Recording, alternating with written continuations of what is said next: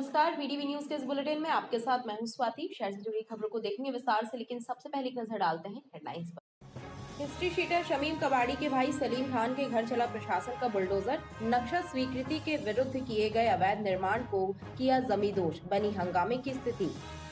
और शहर के सभी कबाड़खानों की होगी जांच। कलेक्टर ने सभी एसडीएम को दिए निर्देश। आयुध स्क्रैप खरीदने वाले कबाड़ियों की मांगी सूची।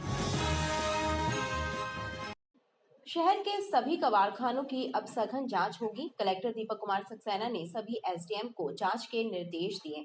आयुध निर्माणियों से भी ऐसे कबाड़ियों की सूची मांगी गई है जिन्हें आयुध स्क्रैप बेचा गया है।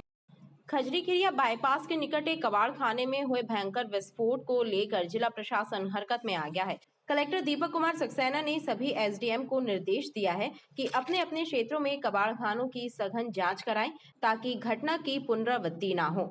इसी प्रकार आयुध निर्माणियों से भी ऐसे कबाड़ियों की सूची मांगी जा रही है जिन्हें आयुध स्क्रैप बेचा गया है। हमने दो तरीके से कार्रवाई करना चालू की है। एक, मैंने सभी एसडीएम्स को, तहसीलदार को निर्देश दिए हैं कि जितने भी कबाड़ी वाले लोग हैं उनके ठिकानों पे जाएं और देखें कि वो किस तरह का स्क्रैप का काम कर रहे हैं। दूसरा, मैंने जो ऑर्डिनेंस फैक्ट्री वाले हैं, ऑर्डिनेंस फैक्ट्री को, सीजीएम साहब को भी ये रिक्वेस्ट किया है कि वो हमें पिछले 5 साल में जिन जिन लोगों को उन्होंने कॉन्ट्रैक्ट दिया है एम्यूनेशंस को स्क्रैप करने का, उनकी लिस्ट हमको दें, कौन लोग हैं वो, कहाँ पर स्क्रैपिंग का काम कर रहे हैं। उसकी भी हम लोग जांच करेंगे कि मौके पे जो स्क्रैप कर रहा है वो प्रॉपर्ली कर रहे हैं कि नहीं कर रहे हैं। राज्य शासन स्तर पर हमने सूचनाएं दे दी हैं, स्पेशलाइज्ड टीमें आ गई हैं, पुलिस उनके साथ कोऑर्डिनेट कर रही है और मुझे लगता है बहुत जल्दी वो एक जांच की दिशा भी तय कर लेंगे और क्या कार्रवाई करना है ये भी तय कर लेंगे। जिला प्रशासन का कहना है कि कबाड़खाने में हुए भयंकर विस्फोट की जांच के लिए एनआईए की टीम को भी बुलाया गया है। जल्द उच्च स्तरीय जांच प्रारंभ होगी। आधारगांव थाना क्षेत्र के फरार हिस्ट्री शीटर बदमाश शमीम कबाड़ी के खजरीखेड़िया बाईपास के पास स्थित कबाड़खाने में हुए विस्फोट के बाद प्रशासन अलर्ट मोड पर है। शुक्रवार को राजस्व विभाग और नगर निगम की संयुक्त टीम ने फरार हिस्ट्री शीटर शमीम कबाड़ी के भाई सलीम खान के सैफ नगर स्थित आलीशान मकान पर बुलडोजर चला दिया। आधारताल थाना क्षेत्र के हिस्ट्री शीटर बदमाश शमीम कबाड़ी के खजरीखेड़िया स्थित कबाड़खाने में हुए विस्फोट के बाद पुलिस और प्रशासन पूरी स्थिति पर नजर बनाए हुए है। शुक्रवार को नगर निगम और जिला प्रशासन की संयुक्त टीम भारी पुलिस बल के साथ सैफ नगर रद्दी चौकी में स्थित शमीम कबाड़ी के भाई सलीम कबाड़ी के घर अतिक्रमण कार्रवाई करने पहुंची। प्रशासन ने जेसीबी मशीनों के माध्यम से घर के अवैध हिस्से को तोड़ने की कार्रवाई की। एसडीएम शिवाली सिंह और नगर निगम अतिक्रमण विभाग के अधीक्षक सागर बोरकर ने मीडिया को जानकारी देते हुए बताया कि सलीम खान के द्वारा नक्शा स्वीकृति के विरुद्ध कराए गए अवैध निर्माण को तोड़ने की कार्रवाई की गई है।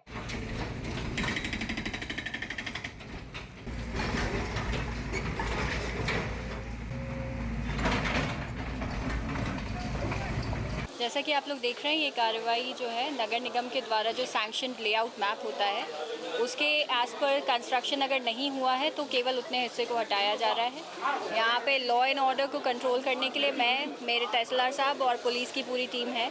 बाकी इस परिवार की तरफ से भी थोड़ा कोऑपरेशन किया ही जा रहा है, समझाया जा रहा है कि केवल जितना गलत कंस्ट्रक्टेड एरिया है उसको हटाया जा रहा है। रद्दी चौकी के पास सैफ नगर में सलीम खान करके हैं, इनके मकान का जब मकान की चेक किया गया, जो बिल्डिंग चेक की गई, तो इसमें देखा गया कि जो निर्माण है नक्शे के अनुसार जो चेक किया गया तो वो नक्शे के विरुद्ध बना हुआ है। तो जो हिस्सा अवैध रूप से बना हुआ उसे हटाने की कार्रवाई की जा रही है। भवन शाखा के जो संभागीय मंत्री हैं उन्होंने इसे चिन्हित किया हुआ है और इसे जो जितना भाग अवैध है उसे हटाया जा रहा है। इस कार्रवाई को लेकर क्षेत्रीय विधायक और सलीम खान के परिवार ने विरोध दर्ज कराया। पीड़ित परिवार और विधायक लखन घनघोरिया ने आरोप लगाया कि प्रशासन ने बिना नोटिस दिए इस कार्रवाई को अंजाम दिया, जबकि सलीम खान और उनके परिवार का कई वर्षों से हिस्ट्री शीटर बदमाश शमीम कबाड़ी और उनके कारोबार से कोई लेन देन नहीं है। इतना बड़ा कारोबार करने वाला किराए के मकान में रहता है। नहीं भेजा तो यहाँ आपका पहले दोस्त को बताइए क्यों बोल रहे हैं। कब कौन सा 22 तारीख को नोटिस आप बुलाइए, कहाँ है बोरकर, कितना नोटिस दिया, कब दिया, ये रोकिए आप, ये तरीका नहीं है ठीक। जो आपका मसले में उसको पकड़िए आप, ये शहर भर में करेंगे, किसी ने चोरी की पूरा शहर से सामने जो डिसीजन वो लेंगे आप कर लेना। लेकिन उनको सिर्फ इलीगल काम दिखाई दे रहा था। उनने जो बातें कही है, उन्होंने जो उनका कहना है कि ये अनलीगल बना है, तो ये कुछ ऐसा है? भैया ये लोग झूठ बोल रहे हैं। आपको मैं बताऊं, ये तो इन्होंने तोड़ दिया, उसके बाद वो भी ये लोग तोड़ने के लिए करे थे, ये भी तोड़े थे, फिर ये सब जब इलीगल है तो उन्होंने ये सब क्यों नहीं तोड़ा? नहीं, हमारे यहाँ कोई नोटिस नहीं आया, ये लोग झूठ बोल रहे हैं। ये लोग प्रूफ दिखाने के लिए भी अरे हम बता, हमारा तो कारोबार कब से, हम लोगों का 20 साल से बिल्कुल अलग है हम लोग। आप देखिए इतना छोटा बच्चा, हमारा बच्चा इतना रोया, इतना रिक्वेस्ट की हम लोगों ने, लेकिन उनको तरस नहीं आया। ऊपर से हम लोग बोल रहे हैं, रिक्वेस्ट कर रहे हैं, बोले आप अपना चुप हो जाओ, नहीं हम आप लोग को ले जाके बैठा देंगे थाने में। इन्होंने कोई नोटिस नहीं दिया था। आज सुबह 9 बजे हमें लगा कि ये लोग जस्ट पूछताछ करेंगे, वी वर नॉर्मल। उसके बाद इन्होंने मेरी मम्मी को पूरे दिन नीचे रखा।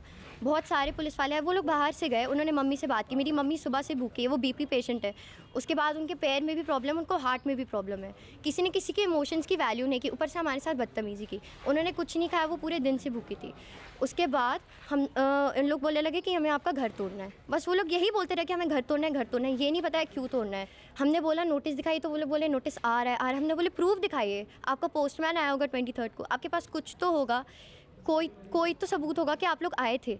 उन्होंने कुछ भी नहीं दिखाया और जस्ट हमारा घर तोड़ने लगे। ये बताएं आप, समीम खान जिनका नाम आ रहा है, वो कौन है? आपके कोई रिश्तेदार है? बड़े पापा हैं। वो मेरे बड़े पापा हैं। कोई ताल्लुक नहीं है। तो उन लोगों से आपके कोई संबंध वगैरह कुछ है? नहीं, हमसे कोई संबंध नहीं उनका। नहीं, हमसे कोई संबंध नहीं है। कल जब उनकी फैक्ट्री में जब ब्लास्ट हुआ था इंडस्ट्री में, तब मेरे पापा धुआं फॉलो करते करते वहाँ पर गए थे और उन्होंने ही सारी चीज़ें देखी थी। शायद पापा को नहीं जाना था, वरना आज ही नहीं हुआ होता। इसमें जो भी दोषी है उसके ऊपर कार्रवाई होना चाहिए। जिसके यहाँ मिली वो आरोपी है, जिसके यहाँ विस्फोट हुआ, सब कुछ। इसमें हम लोगों का पूरा सहयोग है कि जो कल्पित है उसको बख्शना नहीं चाहिए। लेकिन जो कल्पित नहीं है, जिसका कोई लेना देना नहीं, कोई सरोकार नहीं, जिसके रिश्ते तक ख़त्म हो गए हों, कोई लेना देना नहीं, एक दूसरे की कंप्लेंट है पुलिस में पड़ी एक दूसरे के खिलाफ हड़ताल थाने में, जो कल्पित है उसके घर ना जाके, जिसका कोई सरोकार नहीं, कोई लेना देना नहीं, ये कारोबार भी नहीं उसका घर आके तोड़ दिया प्रशासन ने। इतना अंधापन, इतनी निष्ठुरता कि ये बोल रहा है कि उसका नोटिस दिया था 22 तारीख को। 25 की घटना हो रही, 22 को ये नोटिस देंगे। ये फरिश्ते अंतर्यामी, इनको पता था कि घटना हो रही है, नोटिस दे दो। जब पता था तो फिर आंखें बंद क्यों थी? पर रोक लेते घटना को। किसी शरीफ आदमी के साथ इस तरीके की कार्रवाई, ये इसका मतलब ये है कि प्रशासन कल्पित को बचाना चाहता है। प्रशासन ये कह रहा है कि उसका किराए का मकान है इसलिए नहीं तोड़ सकती। इतना बड़ा कारोबारी किराए का मकान होगा। प्रशासन की गुंडागर्दी है ये। प्रशासन को, प्रशासनिक तंत्र को पारदर्शी होना चाहिए, पक्षपात नहीं करना चाहिए। जो कल्पित है उसके ऊपर कार्रवाई करो, लेकिन आप निर्दोष आदमी पर कार्रवाई करोगे तो हमारा प्रतिकार रहेगा, हमारा विरोध रहेगा। इस पूरी कार्रवाई को लेकर मौके पर काफी देर तक हंगामे की स्थिति भी बनी रही। ट्रांसफार्मरों के आसपास अब ठेले टपरे नहीं लग पाएंगे। बिजली विभाग और नगर निगम द्वारा सोमवार से ऐसे अतिक्रमणों के खिलाफ अभियान चलाया जाएगा। अधिकारियों का कहना है कि कार्यवाही के लिए 1 दर्जन से ज्यादा स्थान चिन्हित कर लिए।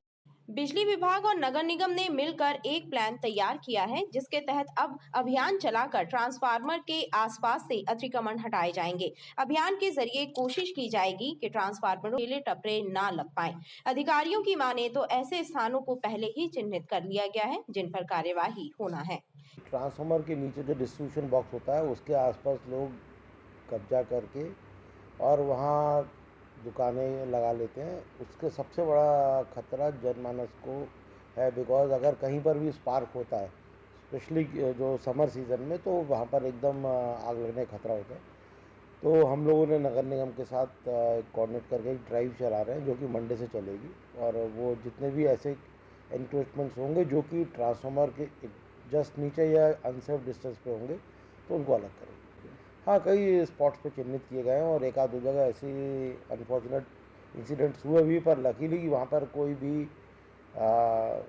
बड़ी दुर्घटना नहीं हुई। तो इसलिए हम लोग प्रिवेंटिव मेजर अडॉप्ट कर रहे हैं। बिजली विभाग के अधिकारियों का कहना है कि जनता की सुरक्षा को लेकर चलाया जाने वाला अभियान सोमवार से शुरू होगा। नोदरा ब्रिज और घमापुर चौराहे के ट्रैफिक सिग्नल बंद रहने से यातायात अराजक हो गया है। चौराहों पर जाम लग जाता है और राहगीर परेशान हो रहे हैं, लेकिन जिम्मेदार विभाग और अधिकारी मूक दर्शक बने हुए। शहर के सबसे व्यस्त चौराहों में शुमार नौदरा ब्रिज और घमापुर चौक के ट्रैफिक सिग्नल एक हफ्ते से बंद पड़े हैं। सिग्नल के बंद रहने के कारण यातायात अराजक हो गया है, दुर्घटनाएं हो रही हैं। दिन में कई बार यहां जाम लग जाता है, लेकिन नगर निगम द्वारा ट्रैफिक सिग्नल में सुधार नहीं कराया जा रहा, जिसकी वजह से राहगीर परेशान हैं। घमापुर चौक और नौदरा ब्रिज में जो सिग्नल बंद हैं उससे बहुत भारी समस्या उत्पन्न हो रही है आम जनता को, क्योंकि घमापुर से लगे हुए स्कूल भी है और हाई कोर्ट और डिस्ट्रिक्ट कोर्ट भी है, तो यहाँ से आने जाने में बहुत ज़्यादा समस्या उत्पन्न हो रही है। और जहाँ हम देखते हैं शाम को जैसे ही कोर्ट भी जहाँ तक ऑफ हो जाता है तो उसके बाद भी काफ़ी भीड़ लग जाती है और बहुत ज़्यादा ट्रैफिक जाम हो जाता है, और ट्रैफिक पुलिस के द्वारा भी वहाँ पर किसी प्रकार की कोई व्यवस्था नहीं की गई है। आज जबलपुर की वर्तमान ट्रैफिक व्यवस्था बहुत जर्जर है।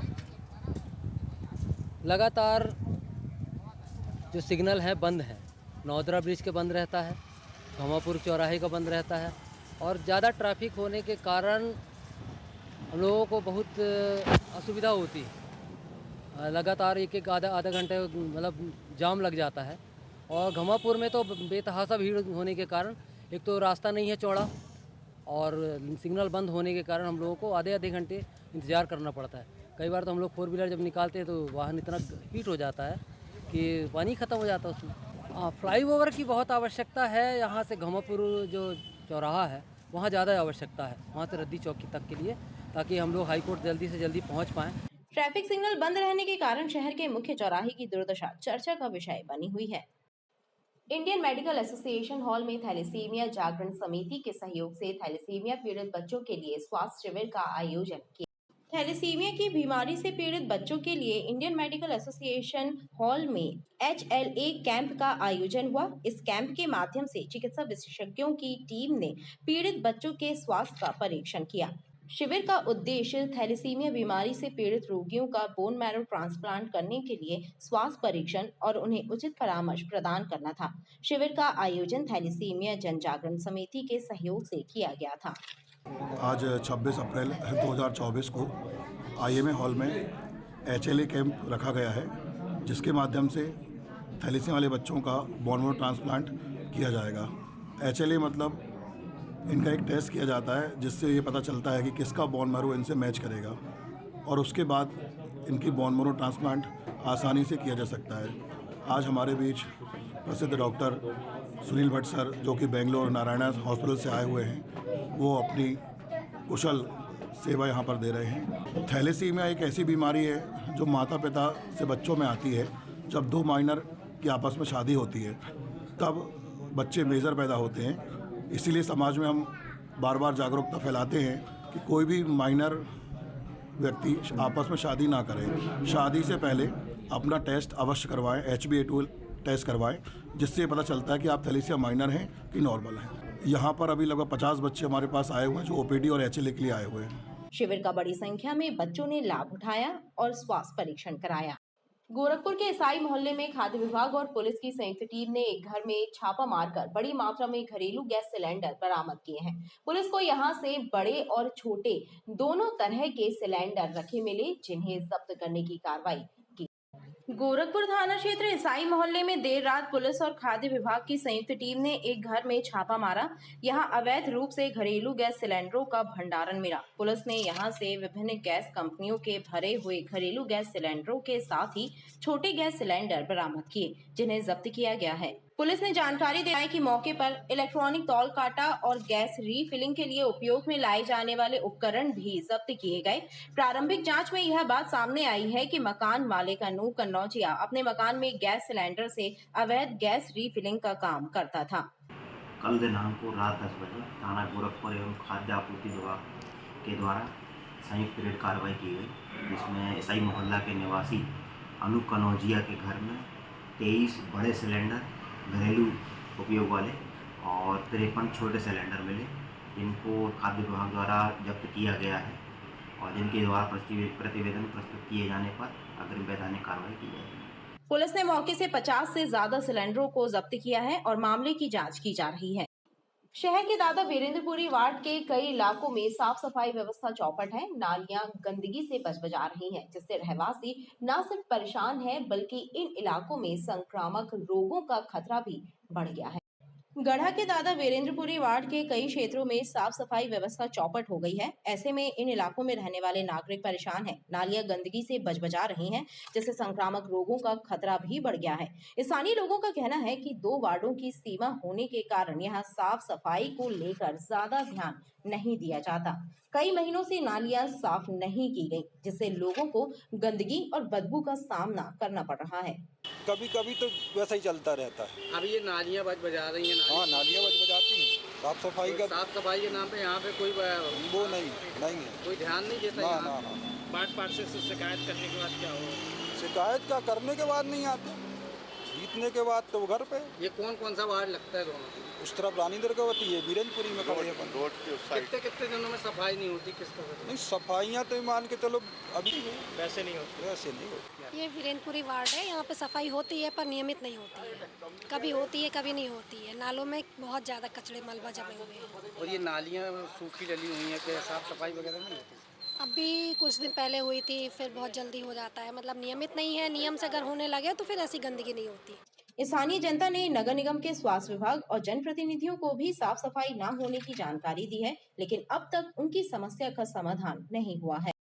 इधर कमला नेहरू वार्ड के अंतर्गत आने वाली नव आदर्श कॉलोनी में जगह जगह कचरे का ढेर लगा हुआ है। स्थानीय लोगों ने बताया कि हाल ही में कॉलोनी के एक परिवार में विवाह समारोह था, जहां सिंगल यूज प्लास्टिक का उपयोग किया गया और फिर खाना और प्लास्टिक बाहर फेंक दिया गया, जिसे लेकर लोगों ने नाराजगी व्यक्त की है और नगर निगम प्रशासन से कार्रवाई की मांग की है। क्षेत्र के लोगों का कहना है कि सिंगल यूज प्लास्टिक बैन होने के बाद भी विवाह में इसका उपयोग किया गया और कॉलोनी में जगह जगह इसे फेंक दिया गया, जिससे प्रदूषण का खतरा बढ़ गया है। क्षेत्रीय पार्षद भी इसे लेकर कोई कार्यवाही नहीं कर रहे हैं, लिहाजा नगर निगम के अधिकारियों से इस मामले में कार्रवाई करने और सफाई कराने की मांग की गई है। यह नव आदर्श कॉलोनी है जो ओमती नाले साइड MR4 रोड पर स्थित कमला नेहरू वार्ड में। यहाँ भी एक शादी हुई है, उसमें पूरा सिंगल यूज़ प्लास्टिक जिस पर बैन है, पूरा का पूरा कचरा वहाँ डाल दिया गया। खाना जो बचा हुआ था पूरा खाना फेंक दिया गया, जिससे बदबू आ रही है। वहाँ पर काफ़ी मात्रा में जानवर आ रहे हैं और वो पन्नी खा रहे हैं।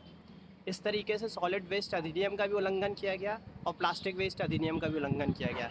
इस संदर्भ में जब पार्षद से चर्चा की गई तो उन्होंने कोई ध्यान नहीं दिया। माननीय आयुक्त महोदय से निवेदन है कि यदि वो शीघ्र उस फैमिली पर कार्रवाई नहीं करते और 1 हफ्ते के अंदर ये पूरा कचरा साफ नहीं कराते तो हम समस्त मामले को लेकर माननीय न्यायालय में याचिका दायर करने मजबूर। खबरें लगातार जारी हैं, आप देखते रहिए BTV।